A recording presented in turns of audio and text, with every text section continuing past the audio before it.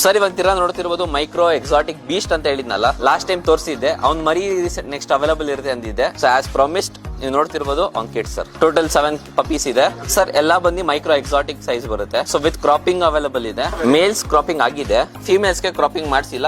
Depends on customer choice.